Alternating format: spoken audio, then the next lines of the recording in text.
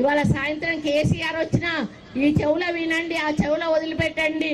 రేపు బీజేపీ వాళ్ళు వచ్చినా కూడా మీరు ఏం తెచ్చిండ్రు కేంద్రం నుంచి? ఇందిరమ్మ ఇక్కడ ఎంపీగా ఉన్నప్పుడు ఇన్ని కంపెనీలు తెచ్చింది, ఇన్ని ఫ్యాక్టరీలు తెచ్చింది. ఈ రోజు వేలాది మందిని కుటుంబాలను బతుకుతా ఉన్నాము. మీ ప్రభుత్వం ఏమన్నా ఇచ్చిందా అని చెప్పి అడగాల్సిన బాధ్యత మీ మీద ఉంది.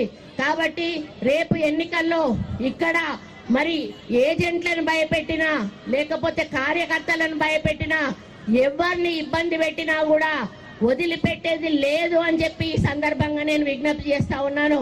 కాబట్టి నాయకులు కార్యకర్తలు ధైర్యంగా మీరు ఏజెంట్లుగా నిలబడండి, మీరు ప్రచారం చేయండి, కాంగ్రెస్ పార్టీకి మెజారిటీని ఇవ్వండి.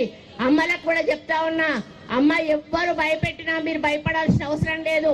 వాళ్ళ ప్రభుత్వం లేదు, ఈరోజు కాంగ్రెస్ ప్రభుత్వం వచ్చింది, మీకు స్వతంత్రం వచ్చింది. మీ స్వతంత్రాన్ని మీరు ఉపయోగించుకొని మళ్ళీ కాంగ్రెస్ పార్టీని గెలిపించి నీలం మధుకు మెజారిటీ ఇచ్చి ఆయనను పార్లమెంట్ అభ్యర్థిగా ముందుకు తీసుకుపోవాల్సిన బాధ్యత మీ అందరి మీద ఉంది అని తెలియజేసుకుంటూ, మరి ఈ జిల్లాకు నేను ఇన్ఛార్జ్ మంత్రిగా ఉన్నాను.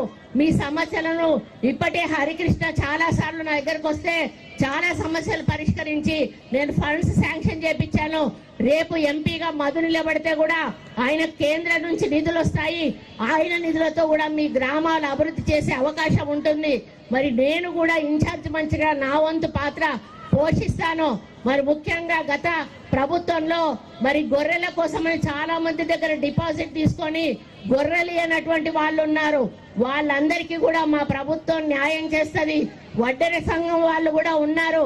తప్పకుండా ముఖ్యమంత్రి గారితో మాట్లాడి వడ్డెర కులానికి కూడా ఒక కార్పొరేషన్ ఏర్పాటు చేయమని తప్పకుండా నేను ఆయనకు సిఫారసు చేస్తాను.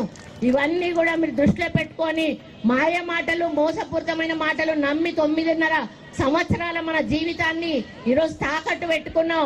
మళ్ళీ ఈసారి బీజేపీ అధికారంలోకి వస్తే మన భారతదేశాన్ని అమ్మేస్తుంది.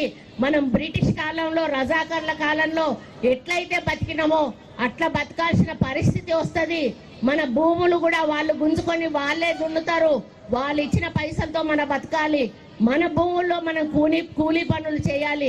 అటువంటి పరిస్థితి రాకుండా ఉండాలి అంటే మరి కాంగ్రెస్ పార్టీ చేతి గుర్తుకు ఓటేసి 1వ నెంబర్ మీద ఓటేసి నీలం మధును గెలిపించి భారీ మెజారిటీ ఇవ్వాలని నేను కోరుకుంటూ,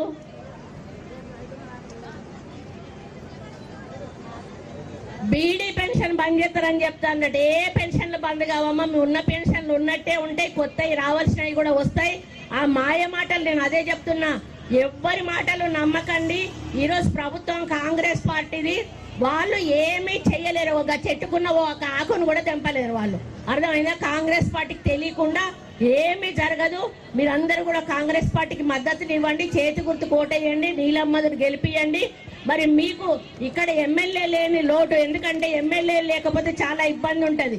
మన కాంగ్రెస్ ఎమ్మెల్యే లేడు కాబట్టి మధును గెలిపిస్తే ఇక్కడ ఆయన వచ్చి మీ సమస్యలు పరిష్కరించేదానికి హరికృష్ణ ఇక్కడ ఉన్నటువంటి నాయకులందరూ కూడా తోడుగా ఉండి మీ సమస్యల పరిష్కారానికి కృషి చేస్తారు. కాబట్టి చేతి గుర్తుకే, చేతి గుర్తుకే.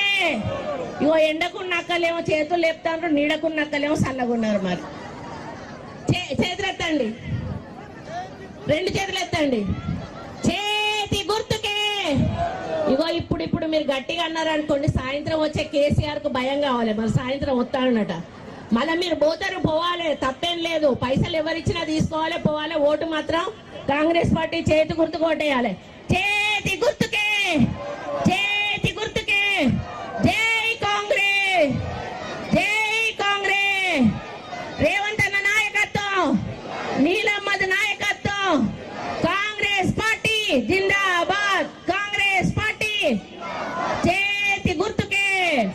థ్యాంక్ యూ అక్క చెల్లెళ్ళందరికీ కూడా ఇదే ఉత్సాహంతో రేపటితోటి మనకు ప్రచారం ముగుస్తుంది. ఇక రేపు సాయంత్రం నుంచి పంపకాలు స్టార్ట్ అవుతాయి.